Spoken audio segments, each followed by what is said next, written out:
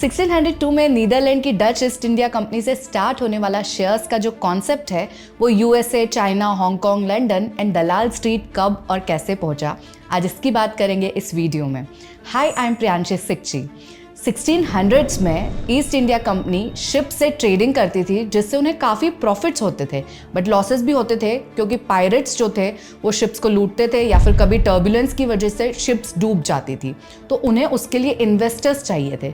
उन्होंने general public से raise किया इन्वेस्टमेंट, जिसके बदले में उन्होंने प्रॉफिट शेयरिंग की। अगर शिप्स डूब गई तो लॉसेस भी उनका, बट अगर 10 में से 9 शिप्स डूब गई बट एक से प्रॉफिट हुआ तो वो सारे इन्वेस्टर्स में डिवाइड होता था। इसी तरह फर्स्ट टाइम शेयर्स का कॉन्सेप्ट आया था। बट ये फिर वायरल कैसे हुआ, कैसे हर कंट्री में अपनी अपनी स्ट्रीट्स बनी, स्टॉक एक्सचेंजेस बने, आज उसकी बात करते हैं। फॉर 1% ऑफ द लिसनर जिसको शेयर्स नहीं पता है, उसके लिए मैं थोड़ा सा सिंपली आपको बता देती हूँ।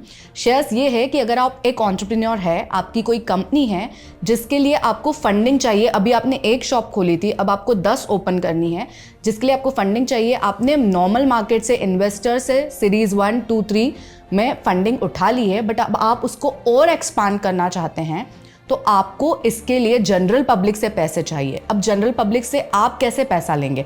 आप सबके घर जाकर पैसा नहीं ले सकते, राइट? इसीलिए आपको एक एक्सचेंज पे लिस्ट होना पड़ेगा जिसके थ्रू आप जनरल पब्लिक को बता सकते हैं कि हम यहाँ लिस्टेड है, आप इसमें पैसा लगा सकते हैं। वही कॉन्सेप्ट है शेयर स्टॉक एक्सचेंजेस का। उन्हीं स्टॉक एक्सचेंजेस के हिस्ट्री की आज हम बात करने वाले हैं। फिर से चलते हैं अपनी कहानी की तरफ। 1600s में जब डच ईस्ट इंडिया कंपनी ने शेयर्स का कॉन्सेप्ट एस्टेब्लिश कर दिया था, उसके बाद दूसरे एक्सचेंजेस कैसे स्टार्ट हुए। 1700 से 1860 में जब सिविल वॉर यूएसए में था, तभी इन्वेस्टिंग का कॉन्सेप्ट पॉपुलर हुआ। 1792 में 24 स्टॉक ब्रोकर्स ने एक बटनवुड ट्री के under informally New York stock exchange को स्टार्ट किया। वैसे ना बीएसई भी एक ट्री के अंडर स्टार्ट हुआ था इनफॉर्मली, बट उस पर हम अभी 50 ईयर्स के बाद आने वाले हैं। उसके पहले 1801 में लंदन स्टॉक एक्सचेंज स्टार्ट हुआ।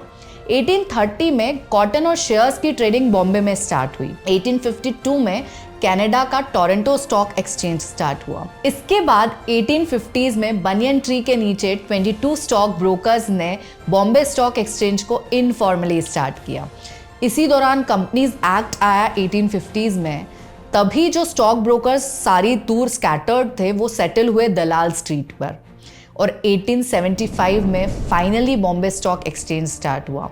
इसी के साथ बर्थ हुआ एशिया के सबसे ओल्डेस्ट स्टॉक एक्सचेंज का। 1875 के बाद तो series of stock exchanges start हुए इंडिया में, जैसे कि 1894 में अहमदाबाद स्टॉक एक्सचेंज, 1908 में कैलकाटा स्टॉक एक्सचेंज, 1920 में मद्रास स्टॉक एक्सचेंज।